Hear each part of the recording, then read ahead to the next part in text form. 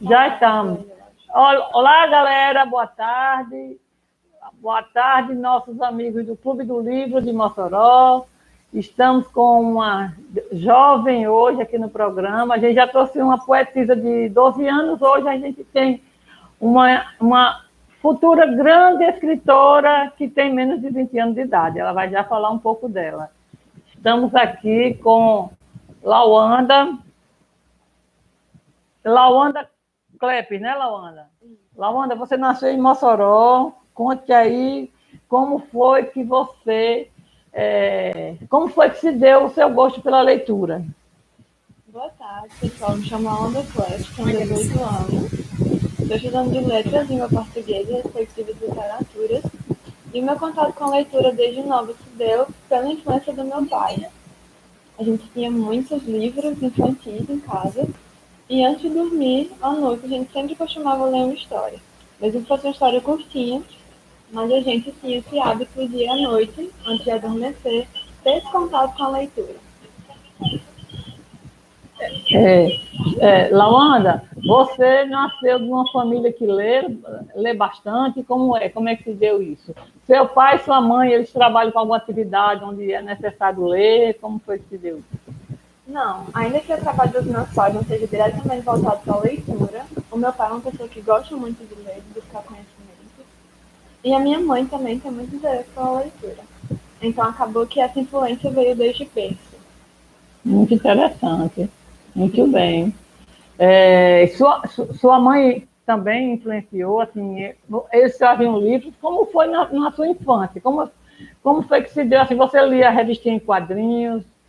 Li, eu adorava muito ler na minha infância. Inclusive, eu acredito que essa bagagem de leitura dos livros infantis, clássicos ou não, ela é muito importante para a construção mesmo da pessoa como ser humano, ainda que no período da infância. E nos meus aniversários, eu gostava muito de pedir livros. É uma época que eu tenho até hoje. É interessante. Inclusive, as pessoas falavam, por exemplo, nossa, essa menina é criança, mas ela fica pedindo livro de aniversário. Porque soa como estranho, né? Não é comum que as crianças tenham esse hábito, pelo menos deveria ser mais cultivado. Mas lá em casa a gente costuma bastante fortalecer a leitura, que é nosso meio de interação com o mundo mais forte, né? É nosso preparo para o mundo, na verdade. E tinha quais os livros assim que lhe influenciaram, assim, que você lembra que você leu na infância? Um autor muito forte para mim na infância era Marcos Lucado, porque minha família é cristã. Então ele fez uma coleção de livros infantis. Não sei, inclusive, se você conhece. Nunca soube aí. Giovanni já está animada. Isso. Lindo, muito bonito. A escrita dele é muito leve para as crianças, os livros eram todos ilustrados. É uma coleção enorme, inclusive trazendo princípios para a criança, sobre tratar de diversidade, tratar desse cuidado que deve ter com as pessoas, e era muito bom para mim. Marcos Lucado é um dos autores mais fortes, tanto para mim quanto para minha irmã. Olha, você que está nos vendo, estamos hoje com a jovem Lawanda Klepp, daqui de Mossoró. Essa jovem eu conheci o ano passado, uma amiga a trouxe aqui, é prima de uma amiga, de Elis Regina, professora universitária, e ela gostaria de aprender a escrever livros, porque ela nunca teve outro sonho na vida a não ser de trabalhar com literatura, com livros.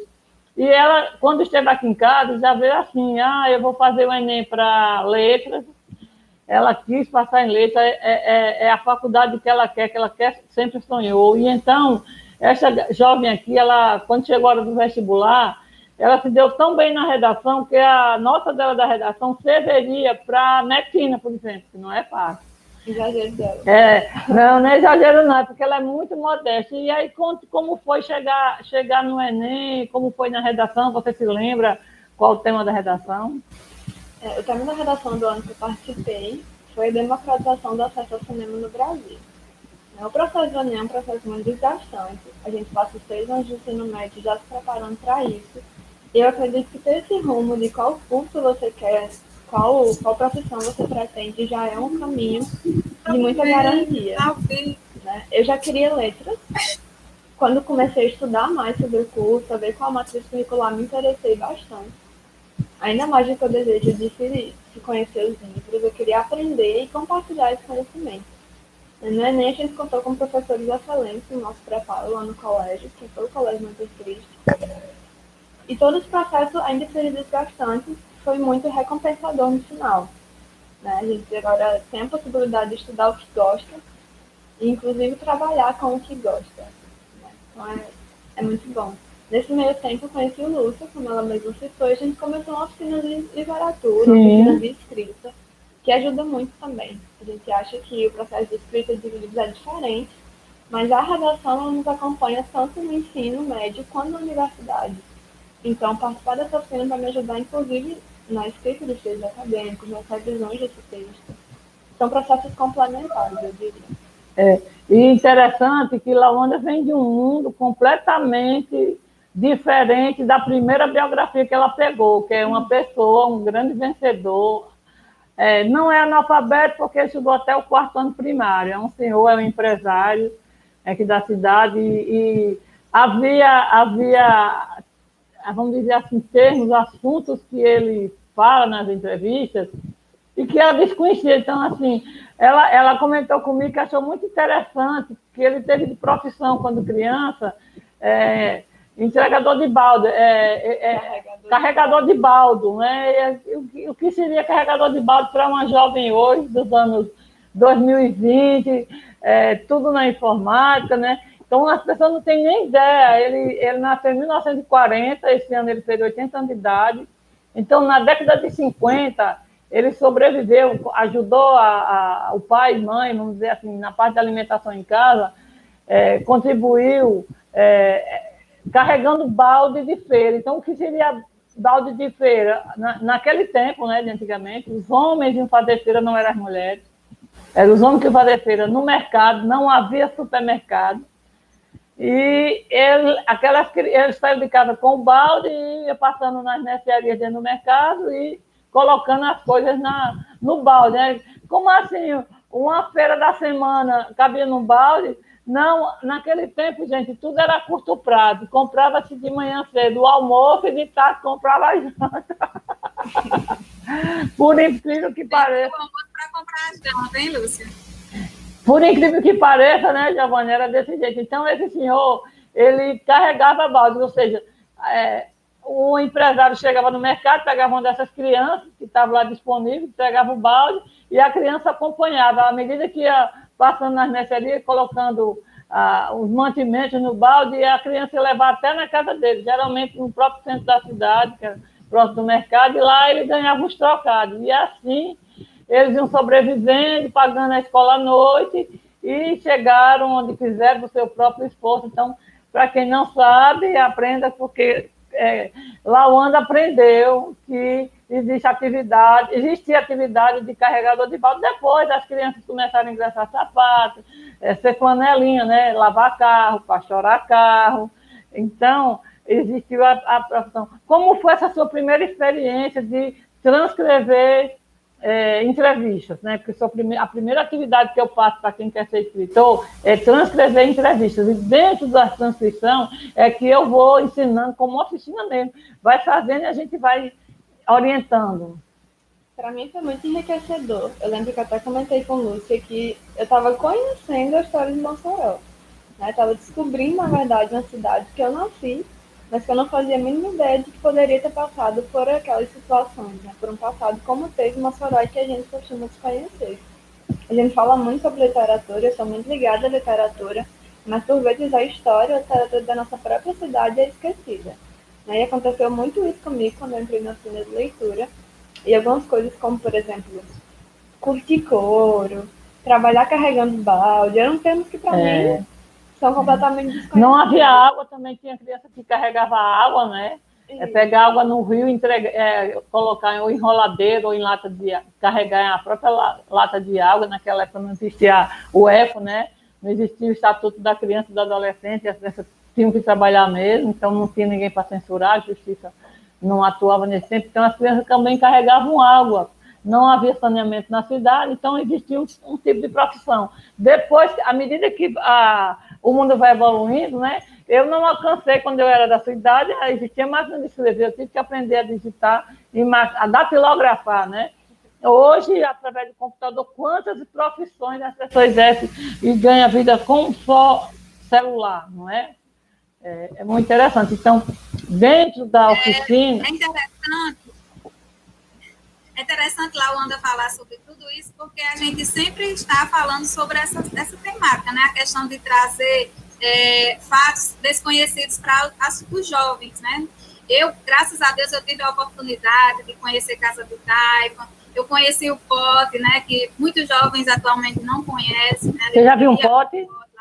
Olha, Lawanda nunca viu um pote. Pois é, ela não teve. Então, eu acredito que a questão da escrita, ela é importante nesse sentido também. Né? Entre tantos outros, né? Nesse sentido de trazer à tona o que aconteceu e a gente nem tem ideia, a gente nem imagina que aconteceu. Por exemplo, hoje em dia nós temos as nossas casas cobertas por telha. Antigamente não era com palha. E essas pessoas passavam tranquilamente. Eu lembro de estar na casa da minha avó e uma chuva enorme. E a gente, com aquele telhado, eu olhava, meu Deus, e não olhava dentro de casa. Sobreviveu a uma chuva. Assim, e sobrevivíamos à chuva, a tantas outras coisas, a muriçoca, eu lembro de peste de muriçoca, e a gente não passa, graças a Deus, por nada disso. Então, é uma forma até do jovem valorizar o que ele tem hoje. A questão de trazermos à tona a escrita, o que foi que aconteceu antigamente para a atualidade, é uma forma até de nós agradecermos e sermos gratos a Deus. Senhor, muito obrigado pelo que eu vivo hoje, porque como que aquelas pessoas conseguiam sobreviver dentro daquelas situações, dentro daquelas condições, né? Quando a gente vai para a leitura, e eu tive a oportunidade de ver, e Lawanda que não teve, e tantas outras crianças que não teve, né? Quando ela fica imaginando, será que passa isso pela cabeça dela? Meu Deus, obrigado, porque eu tenho uma cama boa para dormir. Porque antes o pessoal dormia em tampos, que o pessoal chama tampo, mas eram os furos de rede. Rasgado, dormia no chão. Ou em então, cama. Essas coisas servem para a gente valorizar o que a gente tem hoje em dia, né?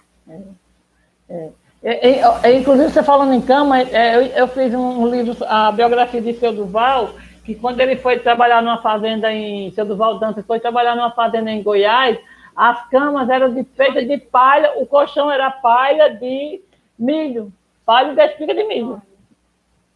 Exatamente. E Lawanda, ela frisou a questão de não conhecermos a história da nossa cidade, né? Eu também não conhecia, Lawanda, muita coisa eu estou aprendendo ainda com Lúcia, porque ela está me dando essa oportunidade. Então, assim, tem gente que talvez nem valorize, né, a questão da cultura da nossa cidade, do que esses empresários, a gente fala de analfabetos, de pessoas analfabetas que não tinham escolaridade, que conseguiram dar a volta por cima. Chegaram a milionários. Nos mostram que nós temos a capacidade, sim. A gente tem muitos mais recursos do que eles, mas não buscamos. A verdade é essa. A gente está falando... Dentro da dificuldade deles, eles buscam, né? A gente está falando de pessoas que dão muitos empregos, centenas de empregos, né? Fazem a cidade mover, fazem através dos impostos de renda. Quantas famílias no final do mês têm um salário porque trabalham para eles, né? Em suas empresas. É muito interessante, é meio que maluco. Giovana. Essa semana, acho que foi ontem, que o senhor Mário Vale chegou a falecer, foi ontem? Foi ontem. Foi? Eu tive a oportunidade, no meu primeiro emprego, de trabalhar para a Genivan, né? Eu gostaria até de prestar minha solidariedade para a família, porque eu estive pensando, eu não conhecia a história, eu trabalhei lá durante mais de 2 anos, e eu não conhecia, eu ficava pensando, poxa, eu sei que essas pessoas eram pobres, mas como que elas chegaram até aqui, eu não sei, eu não sabia, né? Então, Lúcia já teve a oportunidade de ler a biografia da família, né? Aqui no nosso canal. Isso, já falou. E, assim, eu tive a oportunidade de conhecer alguns deles, né? E quando Lúcia falou que seu Mário Vale foi quem fundou, né, ajudou na fundação da Policlínica, e por causa dele, a família dele entrou no ramo, né, da saúde, e que hoje tem trazido qualidade de vida para tantas outras famílias, eu fiquei assim, impactada, eu disse, meu Deus, eu nem sabia. Quer dizer, ele, inconscientemente, ele trouxe uma oportunidade para mim, porque o meu primeiro emprego, né, foi na farmácia de um dos sobrinhos deles, em Genivão. Então, ele deu a oportunidade para a família, e a família foi dando a oportunidade a outras famílias, até que chegou a mim. Olha aí, então eu devo, né, uma certa gratidão. Giovânia, e ele tem influenciado. E o doutor Mário de Freitas Vale, né, ele veio da zona rural de Patu, estudou as primeiras letras lá na Paraíba, que é limite, né, divisa com o Rio Grande do Norte, e aí esse homem fez uma faculdade, veio para Mossoró, montou o primeiro laboratório de bioquímica, influenciou os sobrinhos, deu emprego para eles, né, quando eram adolescentes, trabalharam de office boy, faziam serviço de banco, fizeram de tudo, né, quando chegaram aqui na cidade, e construíram uma história de sucesso, porque montaram outro laboratório, né, deram mais emprego aí, escola, uma grande escola na cidade, alguns foram para a área médica, fizeram a área de saúde como odontologia, doutor Getúlio foi bioquímico. Então, assim, são as histórias que vão se cruzando, histórias que a família colocou a pessoa para contar essa história, colocar em livro, conforme a gente mostrou aqui, né?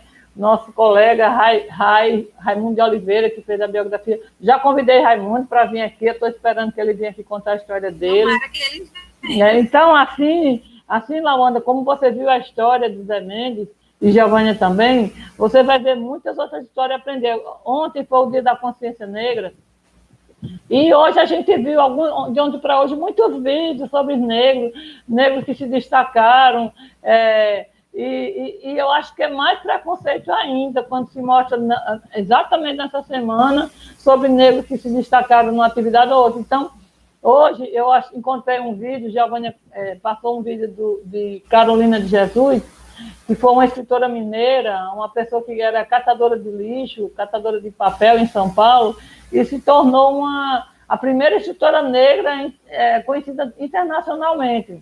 Ela deixou uma grande obra, ela faleceu na década de 1970. E eu estava vendo um vídeo com o biógrafo dela, e lá nos comentários, muitas pessoas comentando, meu Deus, eu fiz 2 faculdades, eu fiz uma faculdade e nunca vi falar nessa senhora. Então, onde é que está nossos professores que não levam isso para a sala de aula?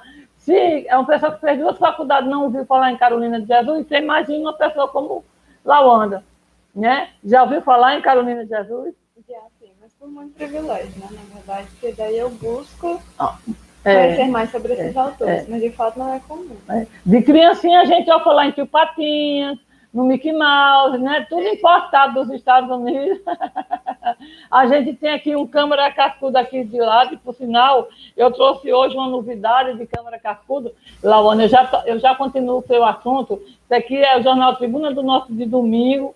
É uma notícia bem interessante aqui para o nosso estado e para o Brasil. E por que não para o Brasil? MEC, ou seja, Ministério da Educação e Cultura, edita livro sobre Cascudo e deixa Diógenes, o autor, feliz. Luiz da Câmara Cascudo, natalense, grande escritor, o maior folclorista do mundo, deixou mais de 150 livros. Então, a notícia é a seguinte: Câmara Cascudo, um brasileiro feliz, que é um livro, que eu tenho esse livro, escrito por Diógenes da Cunha Lima, é um registro de 20 anos de convivência afetuosa, admiração crescente entre autor e discípulo, leitura da obra de Câmara Cascudo e interesse pelos fatos marcantes de sua vida.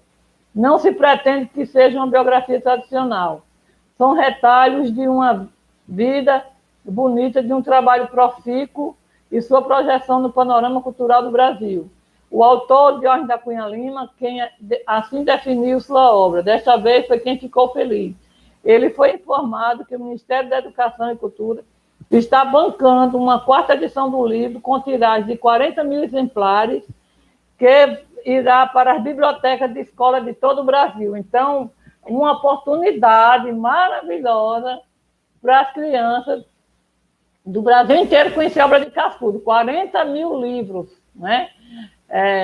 A verba não chega a metade de um show de uma banda de forró de sucesso. Eu sempre estou comparando. Né? Olha aí, Giovânia, uma notícia boa. Os investimentos em festas são bem maiores. Sempre maiores, como sempre. Olha, falando Por isso que a aqui. gente está aqui, né, Lúcia? Por isso que nós estamos aqui. Pra Por poder isso que saber Lawanda a está aqui. verdade, Agora o nosso seguidor vai ver por que Lawanda está aqui. Ela trouxe alguns livros, eu pedi, Lawanda, traga alguns livros que lhe influenciaram na sua leitura, para você conseguir chegar ao texto que você chegou, que ela tem um texto perfeito, gente. Essa menina já é uma revisora pronta. Ela já quando ela começou a transcrever a biografia de Zé Mendes, eu a convidei para revisar o livro de uma biografia de Natal, de um cliente de Natal. Ela não foi revisar, não, ela foi copidescar. Copidescar e dar o texto final. Então, ela fez isso muito bem. Ela já aprendeu muitas coisas, né? Dentro da revisão que você não sabia, porque um livro ele é mais bem elaborado. O leitor de um livro é um leitor mais exigente do que o leitor de um livro normal. Você se lembra de alguma coisa dessa revisão, desse trabalho? Inclusive, a gente passou quase uma tarde aqui, né, Lúcia? Sim. Postergou o trabalho para outros dias. E pontos muito importantes é que, na escrita de um texto, por exemplo, a gente se atenta muito à repetição de palavras, mas não a ponto do entrelace entre as linhas, né? Se está embaixo, se está ao lado. E era pontos que eu não reparava antes. Daí você foi dando esses toques, né, de revisão que são muito importantes, inclusive esteticamente, para o livro. Muito bem. Agora vamos mostrar o que você trouxe aí, Lawanda. Quando você me convidou para participar da live, eu pensei em conversar com vocês sobre literatura clássica, que é algo que me brilha muito os olhos, mas especialmente sobre como esse reencontro se dá da literatura clássica após o período de colégio. A gente vê muito pouquinho na escola, muito pouquinho que eu falo porque a gente cita as obras, mas não se dá o trabalho de conhecer profundamente cada uma delas, até pelo tempo. E depois, algumas pessoas, tanto na juventude quanto na fase adulta, já buscam reencontrar esses clássicos. E eu trouxe algumas possibilidades desses reencontros. Algumas editoras que nasceram agora, do ano passado para cá, inclusive, já justamente com esse intuito de reapresentar os clássicos de modo inusitado, de modo convidativo e de modo muito responsável também.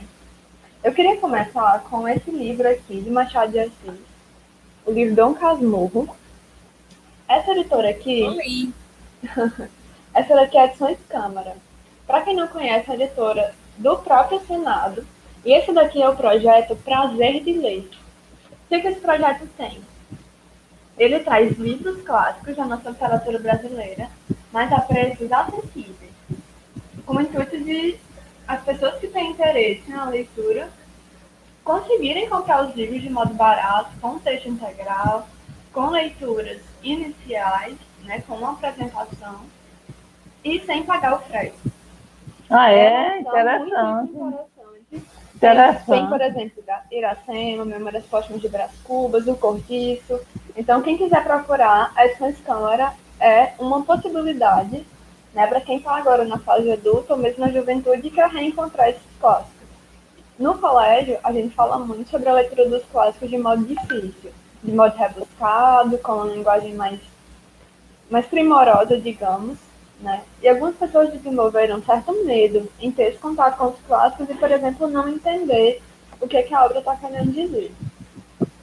Esse intuito, essa ideia da Edições Câmara... Lawanda, desculpa aí interromper. Tem gente que até cria trauma, né, por conta da leitura que é feita através desses clássicos, porque, como você fala, a linguagem é rebuscada demais, né?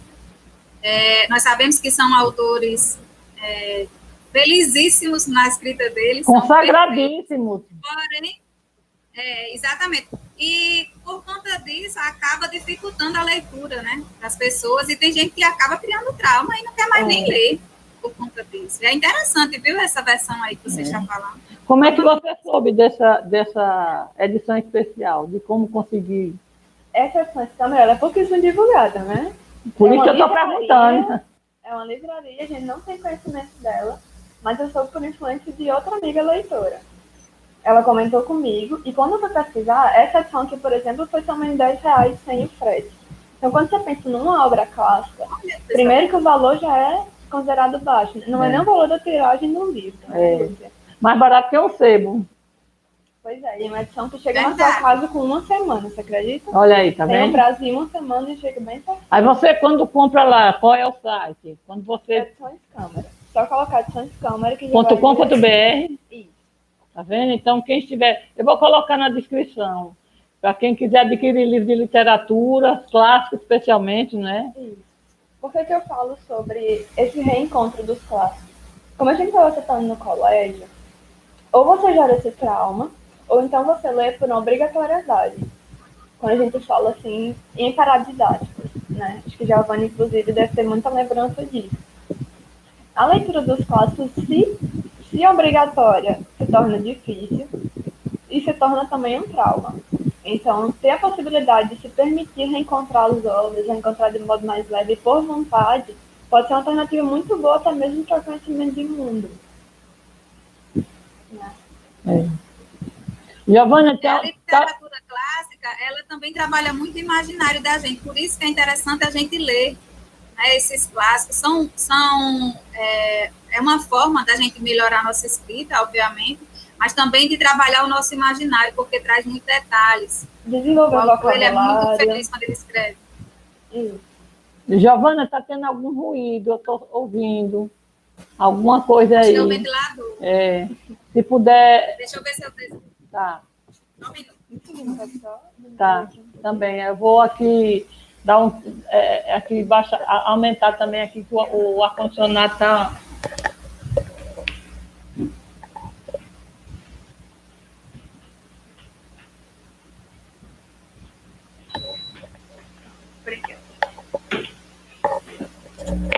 Pronto, continue. Pode ir falando. Então, essa opção é o modo mais acessível que eu trouxe para compartilhar com vocês, pensando em literatura clássica e em clássicos brasileiros.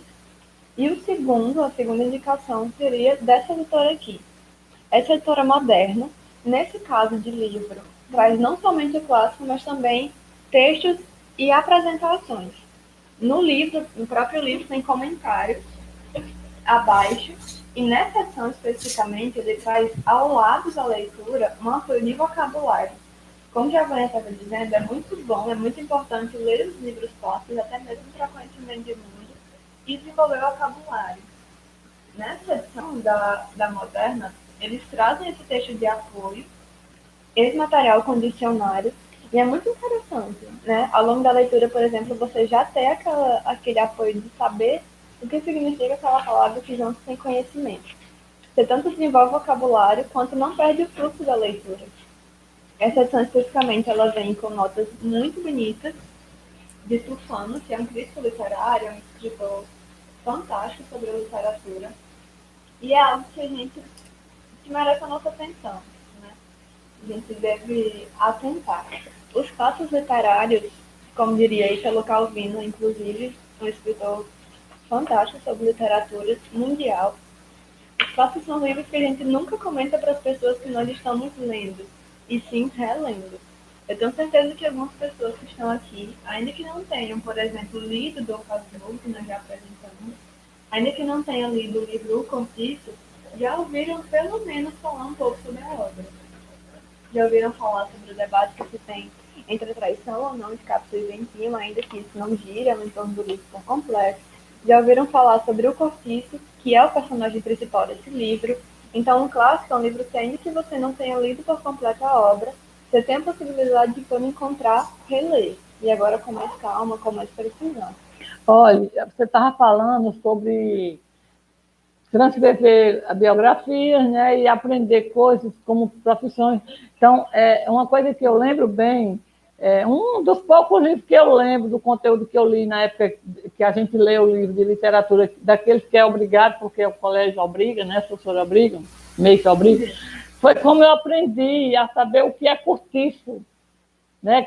Por quê? Porque não é nossa realidade, não existe aqui cortiço. A gente mora numa região onde tem muito espaço. Então, cortiços são casas, né, que se transformam em, não digo nem pensão, porque é uma casa com muitos cômodos, cada cômodo é uma família. Então, as pessoas têm que se virar nos grandes centros, como São Paulo e Rio de Janeiro, então lá é comum. Quem está nos vendo que é de São Paulo sabe do que é que eu estou falando. Então, assim como você, nesse livro que você transcreveu, aprendeu sobre um mundo que você desconhecia, de coisas que passaram em Mossoró, a mesma coisa o Cortiço. Talvez alguém que lê esse livro de Zé Mendes lá em São Paulo, Rio de Janeiro, vai estranhar essa atividade de carregador de balde. Assim como eu estranhei. Poxa, tem um lugar onde todo mundo, um monte de família mora nos amontoados, é um banheiro coletivo para todas as famílias. Foi assim. Eu lembro demais. É um grande livro, é um dos poucos que eu lembro, além de Poliana, o que eu mais lembro é de Poliana. Você chegou a ler Poliana? Li por infância sua. Ah, é? Emprestou o livro. Ah, sim, tá certo. Mas os livros, de fato, eles têm essa capacidade. Inclusive, eu não sei se Lawanda vai trazer ele, mas eu comprei influenciada por você, viu, Lawanda? Para minha filha, a nova versão, né, de Poliana Moça. Cadê? Deixa eu ver se eu consigo achar aqui, localizar. Vocês estão vendo? Sim. Você indicou, não foi, a leitura desse livro? E ela está lendo, eu ainda não tive a oportunidade de ler, mas eu achei ele muito lindo. Ela tem tanto cuidado, Lawanda, nesse livro, você não tem noção. Mãe, você vai pegar, mas tenha cuidado para não machucar, viu? É assim, tem ciúme, é igual eu. A idade de mestre, diga aí, Giovana, a idade de mestre. Ela tem 14 anos. O que mais, Laona? Então, eu ia dizer o seguinte, que eu li Poliana também, através de Lúcia, eu me diverti muito com a leitura do livro, eu chorei com Poliana emociona, né? Poliana também, ela trouxe uma nova realidade para uma cidade e para a minha vida também, assim, às vezes eu estou numa situação bem complicada, eu lembro de Poliana, é meio clichê, né? A gente dá uma de Poliana, né? Aí você dá uma de Poliana, né? Aí joga o jogo do contente. Pronto, exatamente. Então, é uma bênção, Poliana. Inclusive, a próxima pauta seria justamente essa. Como os clássicos infantis, eles podem não ser assim tão infantis para o público adulto. Às vezes, um clássico que a gente considera como infantil, ele traz enormes aprendizados. E daí agora eu já trago uma edição de luxo, que é da Dark Side, essa daqui de Alice no País das Maravilhas, que é um livro muitíssimo conhecido, tem adaptações de filme, nós ouvimos sempre falar sobre a obra, sobre o Chapeleiro Maluco, sobre a própria Alice, e por vezes nós não atentamos os aprendizados inúmeros que uma obra infantil, que um clássico infantil pode nos proporcionar. Se um clássico literário já é imbuído de preconceitos, com toda essa carga da linguagem, com toda essa carga da obrigatoriedade do colégio, você imagina um clássico literário infantil para um adulto, né? Então, essa revisão dos clássicos, inclusive os clássicos infantis, é um convite à reflexão mesmo, sabe? Se você revisitou esses clássicos quando era criança, como poderia se dar agora esse contato quando adulto? Quais ensinamentos ele poderia continuar trazendo para você? Um livro que é um clássico literário é um livro que ele nunca terminou de dizer aquilo que ele tinha para dizer. Segundo o Ítalo Calvino, essa situação que eu acho fantástica. Porque, de fato, os clássicos literários, ainda que você leia o mesmo livro, 1, 2, 3, 4... Tão cheiroso, tão novinha a edição, muito cheirosa. Eu amo cheiro de livro. Ainda que você leia 3, 5 vezes, um clássico literário, ele sempre tem algo novo a dizer, ele sempre tem algo novo a acrescentar e ele é atemporal. Né? Esse livro, inclusive, é de uma edição belíssima. Ainda que seja uma edição de luxo, você já encontra esse livro de formas mais acessíveis. Como eu disse, eu trouxe aqui algumas possibilidades, né?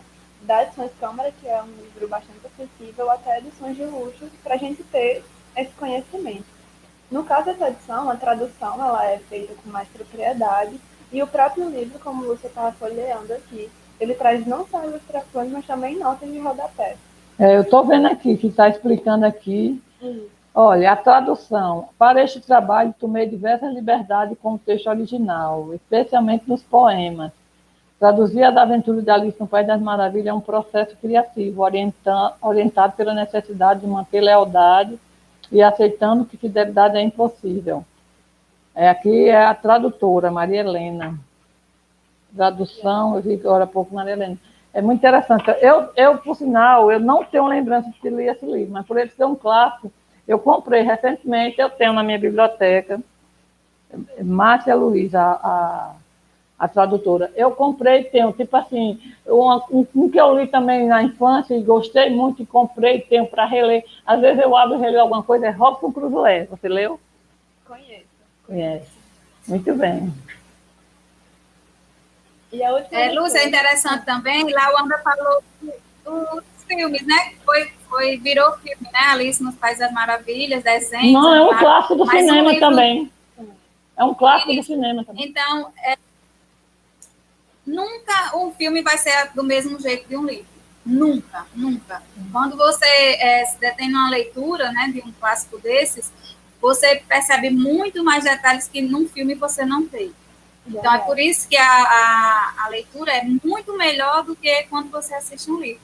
E aí você pode fazer essa comparação, né, essa analogia entre um e outro. Enquanto lemos, a imaginação vai funcionando. Então...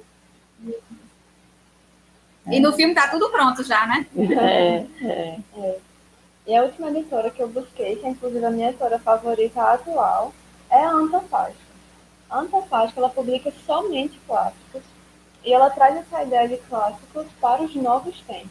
Esse é o lema, digamos, da editora. Por que essa editora ganhou o meu coração todinho? Estou tentando montar a biblioteca deles. Eles começaram a publicar livros recentemente, se você quiser mostrar. Mas o cuidado que eles têm inicia no processo gráfico, na capa, na quarta capa e mesmo na lombada, e vai desde os pós-fácios do livro. As edições de Antofágica... Lombada, gente, é esse aqui, ó. Esse aqui, quando você coloca na estante, você vê, não precisa retirar o livro. As edições de Antofágica... Lawanda, inclusive você faz também, não é esse trabalho? E fazer essas... ilustrações de capa, né? Você gosta, né? Isso, que não é um trabalho, na verdade, ainda, mas um dos meus projetos pessoais é reler obras clássicas, ter o primeiro contato com obras clássicas e refazer a capa a partir das minhas impressões. Eu sinto muito isso com a Antofágica, porque nas capas eles sempre trazem um retrato próprio da leitura. Uma cena forte que se passa na leitura, um acontecimento importante que ao longo do livro você vai conseguindo desvendar, entende? Vai conseguindo entender. Super detalhado o livro. Gostei também. O livro da Antofágica, ele traz... Você já leu esse aqui, Na Colônia Penal? Você já leu esse aqui? Está lendo? Já li esse aí, já está lido. O que eu acho interessantíssimo dessa editora é que não só a apresentação, prefácio, pós-fácio, a obra na íntegra, mas eles trazem também ilustrações ao longo de toda a obra, além de comentários e notas. Olha, todo cheio de post-it, tá vendo aí, Giovana? Tá vendo? Coisa de Lauana. Muito bem, organizadinho. Lauana, parabéns, Lauana. Lauana, quando você vai no médico, por exemplo, você leva algum livro para ler enquanto está esperando ser atendida? Gosto sempre de levar, inclusive, levei um carão essa semana da minha mãe. Foi? Eu até falei com você que eu estava indo para o consultório de Isabelle, e levei o Corcunda de Notre Dame, que é um livro de Victor Hugo, escritor francês. Mas esse tem mais de 500 páginas, então foi um peso enorme para carregar na bolsa. Mas como é a leitura do momento, né, a gente vai aproveitando os intervalos para adiantar mesmo a leitura, para curtir o tempo de espera. Mas eu sempre gosto. E não tem companhia melhor do que um bom livro, né, para a gente estar aproveitando. E essa aqui é uma edição de bolsa, gente, olha. Olha, comparado à minha mão aqui, ó. Ficou fantástico, tamanho da mão. Viu? Ficou fantástico o livro. Muito bom. E dessa editora ainda também eu trouxe um livro que é um dos meus favoritos, se não o meu livro favorito, que é Memórias Póstumas de Brás Cubas, que eles publicaram, é uma edição belíssima, belíssima mesmo, nem que seja uma edição de luxo, é uma obra que vale a pena pensar na possibilidade de não somente adquirir, mas de ter esse contato, de conhecer, porque a literatura do Machado de Assis, ela é inconfundível e ela é extremamente calculista. Eu falo calculista no sentido de ser uma literatura de escrita considerada muito rebuscada, de escrita considerada difícil mesmo, por grande parte dos leitores. E ter o contato desse escritor com a editora que se preocupa não só com a apresentação do escritor, mas também com o desenvolvimento da obra, com notas de rodapé. Olha, ilustrações, olha aí, brinquei, olha. Ilustrações de Cândido Portinari, um dos maiores pintores, não só do Brasil, mas do mundo. E essa daqui com ilustrações, inclusive, de Lourenço Mutarelli, que é um pintor, essa daqui que eu falo, na Colônia Penal. Então, ter esse contato com a obra clássica, revisitar um clássico, com a possibilidade de conhecer e ter todo esse apoio, todo esse suporte de uma editora, é uma oportunidade incrível para a gente ir perdendo e atenuando esse medo que se tem, esse trauma que se tem em relação aos clássicos. Para quem nunca viu a imagem de Machado de Assis, é esse aqui, escuro, negro, filho de uma lavadeira, fundador da Academia Brasileira de Letras, dos maiores, melhores textos, não só do Brasil, mas do mundo. Inclusive, muito inteligente. Dizem que era gago, mas ele escrevia, não precisava falar. Quem escreve como ele não precisava falar, né? Muito interessante. Essa fotografia, inclusive, faz parte do projeto Machado de Assis Real, que traz a foto de Machado de Assis como escritor negro, né? Que é muito interessante, inclusive. Imagina, se hoje não é fácil vencer, tendo a pele escura, se imagine naquele tempo, engolir um negro como intelectual, fundador da Academia Brasileira de Letras, não deve ter sido fácil. E hoje eu pergunto, há quantos negros na Academia Brasileira de Letras? Não me lembro nenhum. Não lembro de nenhum. Inclusive, como negra, é uma das minhas maiores lamentações. É quando eu vejo um negro que não quer estudar, sabe? Assim, porque já não é fácil, né, para nós. E quando eu vejo uma pessoa que não se interessa por seus estudos, não se interessa por seu desenvolvimento pessoal, ou que não busca algo melhor para a sua vida e, por conta da sua pele, talvez se vitimize, sabe? Ah, não, porque bota a culpa na sociedade. Então, eu acredito que nós temos, sim, uma sociedade preconceituosa, racista, mas que nós temos que lutar pelo nosso espaço. Ontem eu estava assistindo uma palestra de Adi Canário, né, que é uma professora da universidade. Ela já alcançou níveis altíssimos através do seu esforço. Ela tem doutorado. Exatamente, tem doutorado. Entre tantas outras coisas que ela já conquistou, mas ela não se vitimizou, né? Ela foi atrás. Não é porque ela é negra que ela parou no tempo e, porque eu sou negra, eu vou deixar todo mundo achar que eu não sou nada e eu não vou ser realmente nada. Então, é uma das minhas maiores lamentações quando eu vejo um negro que não busca evoluir, que não busca melhorar, porque todos nós podemos, independente da nossa cor, todos nós temos o direito de conquistar o que quisermos, né? Tem a dificuldade? Tem. Mas a gente também tem que fazer a nossa parte. As oportunidades são as mesmas. As oportunidades são as mesmas para todos, não é, Giovânia? É mais difícil, sabe, Lúcia? Assim, para quem é negro é mais difícil. Porém, a gente ainda assim tem que enfrentar. Eu digo as oportunidades de estudo, Giovânia. Você está falando de estudo. De estudos mesmo. Porque, assim, é uma balança, né, complicada da gente medir. Porque... tem pessoas que têm realmente oportunidade, mas tem pessoas que não têm de forma alguma. E tem pessoas que buscam as oportunidades, tem pessoas que têm as oportunidades e não valorizam. A diferença é essa. Por sinal, eu vou aproveitar, e um dos livros que eu tinha escolhido hoje para mostrar aqui da cidade é a biografia de Antônio Ismael de Araújo, moçoroense, lá do bairro Paredões.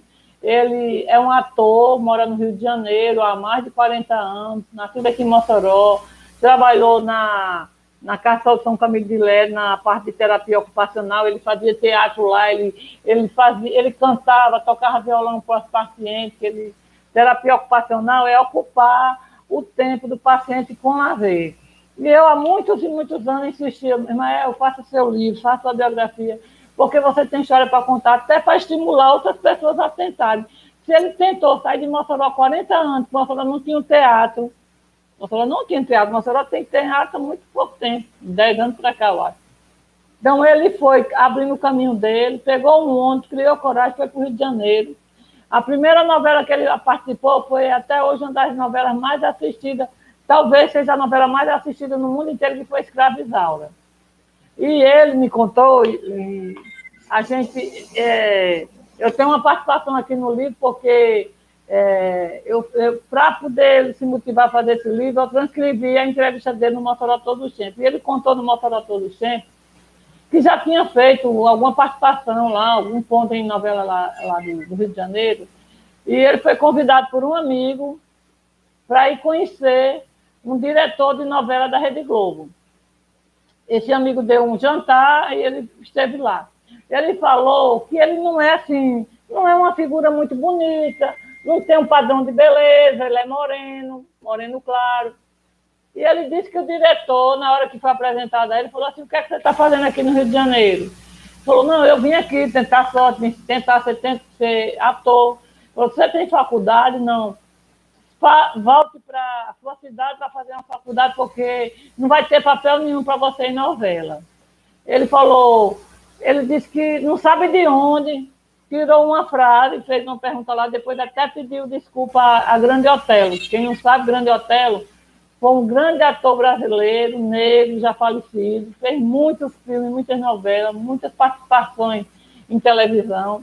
Então, ele perguntou para esse diretor de novela, disse, por que será que tem papel para um Grande Otelo e não tem para mim? Porque Grande Otelo deve ter passado por muitas barreiras para ter sido o ator que foi.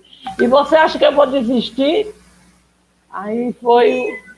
Aí ele disse que depois, muito tempo depois. Gente, desculpa, meu gato resolveu entrar no papo. Relaxa. E aí, Giovanni, ele falou que depois teve a oportunidade de fazer um trabalho com esse mesmo diretor, e ele falou, se reencontraram, né, na gravação, e falou, sim, você ainda está aqui no Rio de Janeiro, que bom que você ficou, porque eu falei uma bobagem naquele dia, você me desculpe. Ele disse que quando conheceu o Grande Otelo, ele falou a mesma coisa, Grande Otelo, me desculpe, mas eu tive que falar. Eu fui provocado por um diretor de novela e eu me vi naquela situação, poxa vida, por que será que tem papel para um Grande Otelo e não tem para mim? Se tem para Grande Otelo, vai ter para mim. E assim ele está lá no Rio de Janeiro há mais de 40 anos. Ousado, né? Ousado, é muito ousado. Então, este livro, quem quiser adquirir, eu vou deixar meu contato aqui na descrição para me procurar. Giovana, eu sugiro que você desligue o microfone e só ligue quando você for falar. Porque o gato quer falar mais que você.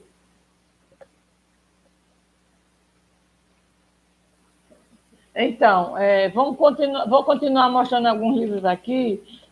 Eu quero avisar que amanhã, no Sala de Visita, porque todo domingo eu faço uma live, falando, 4 horas da tarde, falando só sobre um livro. Então, ou eu falo só sobre um autor, ou eu falo só sobre um livro. Então, amanhã eu vou falar de um autor que já lançou 13 ou foi 14 livros, só que o último livro ele lançou esse ano agora, durante a pandemia, e ele tem 96 anos de idade. Você sabe o que é ter 96 anos de idade? E ainda escrever, sentar no computador e escrever? Pois é. Esse é o seu Francisco Alberi Rodrigues, natural de Mossoró, que mora em Natal. Ele foi gerente do Banco do Brasil. Ele começou a escrever depois de aposentado, Laone, com mais de 70 anos de idade. Mas por que ele passou a escrever? Escreve muito bem, porque na infância ele foi um garoto que sempre leu, gostou muito de ler, né?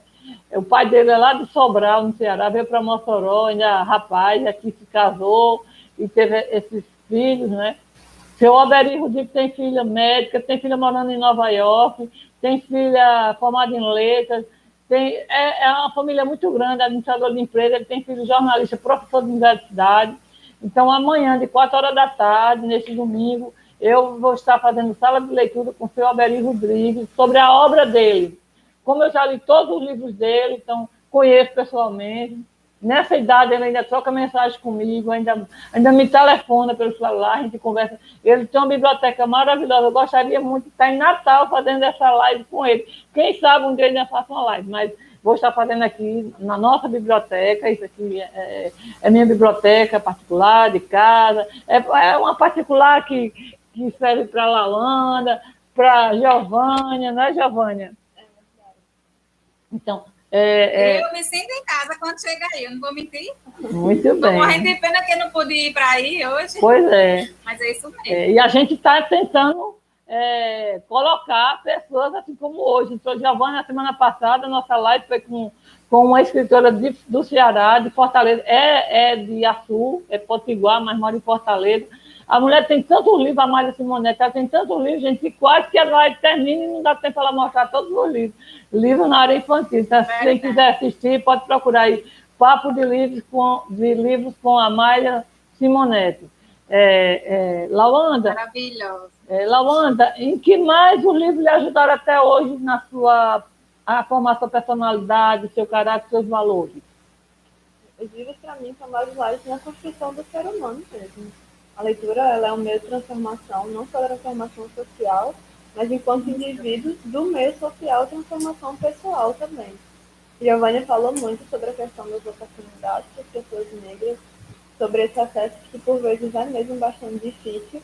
E eu sou uma das pessoas que acredita muito na capacidade da educação, na capacidade da leitura mesmo como transformação, como meio para que a gente tenha, de fato, um conhecimento de mundo que vai além do conhecimento acadêmico que alcança o conhecimento do cotidiano, como a gente já aprendeu e citou nas obras daqui de Mossoró, nas obras mais regionais, e conhecimento de mundo também que nos alcança em obras que nós nunca visitamos o lugar, mas nos sentimos visitantes quando lemos um livro, né?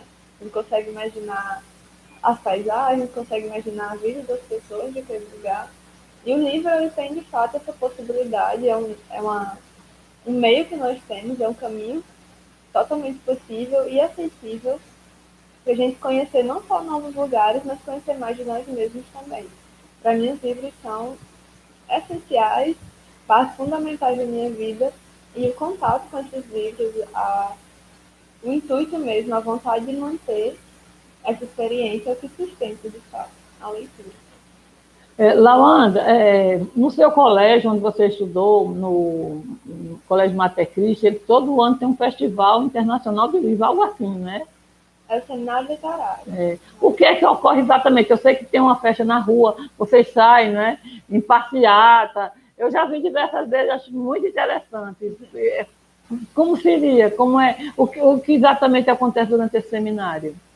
O seminário literário é um dos grandes eventos do colégio que compreende as áreas de linguagem, e ele trata justamente sobre essa expressão literária. A gente tem mesa redonda para conversar sobre as obras, explicar o contexto, não só histórico, mas técnico. A gente tem o conceito literário, que é quando a população da cidade conhece o projeto e conhece um pouquinho das obras para ser convidada ao teatro. E tem a combinação do projeto no Teatro Municipal, né? Onde a gente apresenta cada obra escolhida pela turma em uma apresentação teatral e também em uma apresentação de música, digamos, né? Que é uma das partes. Além da peça, a gente tem também outra apresentação. O seminário literário é uma experiência incrível para aqueles alunos que, inclusive, não gostam de ler o livro. Por quê? Porque alguns gostam muito de atuar, por incrível que pareça. Ainda que você não tenha aquele contato com a leitura, alguns gostam muito da possibilidade de expressão pelo corpo. Então, por exemplo, a gente já lidou lá na nossa própria sala com alunos que não leram a obra, mas nesse caso os roteiristas leram e tiveram a possibilidade de conhecer o livro depois da apresentação e daí continuar na leitura do autor, do escritor, às vezes até migrar para outras áreas da literatura. É um projeto muito rico, é um projeto muito interessante, e quem já teve contato com esse projeto, com toda essa estrutura que o colégio proporciona, sempre quer participar nos outros anos, ainda que não mais estudante do colégio. Muito interessante. Eu vi cortejo, dona Maria Auxiliadora Azevedo, diretora, fundadora do colégio, acompanhando o cortejo, muito interessante, sempre muito bacana. Agora, nesse seminário, só debate literatura nacional e internacional, por exemplo, eu queria saber se o livro regional, o livro local, como se dá? Cada turma é livre para escolher o livro que deseja trabalhar. O que a gente vê ainda no seminário é uma predominância muito forte de obras clássicas e de obras importadas, digamos. De obras que não são brasileiras, por exemplo. A gente viu no ano retrasado, uma obra apresentada pela segunda série, que foi de um autor brasileiro, inclusive, uma obra regionalista, que foi inclusive do autor de... Foi A Face da Boa Preguiça, o nome da obra. Exatamente, A Face da Boa Preguiça. Que é inclusive uma comédia. Mas, por exemplo, obras de Cunha de Mossoró, eu não vi ainda. Não vi. A gente, como estava comentando no início, acaba se desvinculando um pouco com a literatura da nossa própria cidade, mas é um resgate que a gente precisa ir fazendo enquanto as pessoas que curtem essa literatura, que escrevem essa literatura, estão por aqui. É o tempo que a gente tem para ir cultivando esse desejo de conhecer mais sobre a nossa cidade, né? Quem sabe, por exemplo, daqui a alguns anos a gente não veja uma apresentação no teatro com uma peça que retrata um livro sobre Mossoró. Ali tem um comentário de Ana Cecília Fernandes, só top. Obrigada, viu? Compartilhe, curta e muito obrigada por sua audiência. Eu já quero saber o que é que você andou lendo durante a pandemia, o que é que você tem a dizer sobre a pandemia, sobre as pessoas se usaram bem seu tempo ou não. Você é muito jovem, sua primeira pandemia, a minha também, a primeira de Giovanni também. Eu gostaria de mostrar agora... gostaria de mostrar um quadro que eu ganhei essa semana de um amigo, Rogério Dias, artista plástico, uma pessoa maravilhosa que tem aqui em Mossoró, foi meu professor de datilografia. E eu tive aula de datilografia, sabia, Lawane, que eu fiz datilografia?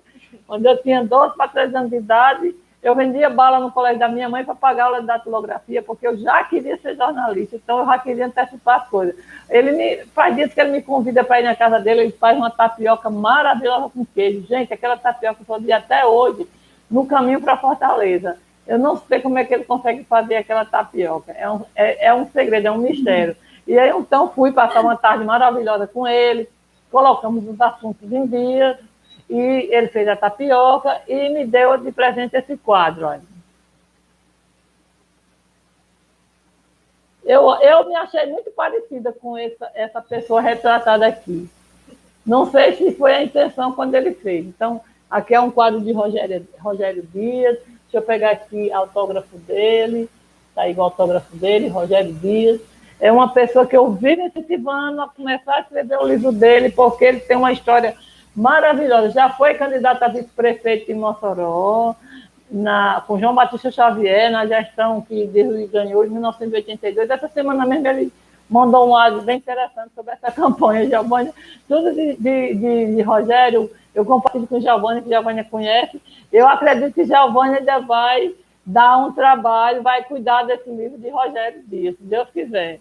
Ele está pensando seriamente agora, viu, Giovânia?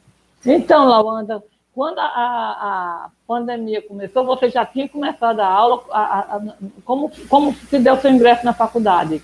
Conte, que eu tenho interesse em saber, porque você é uma pessoa que eu sei que vai brilhar muito, mas muito, muito. Então, o que foi para você de novidade da faculdade? Foi um choque cultural, não foi? Como foi?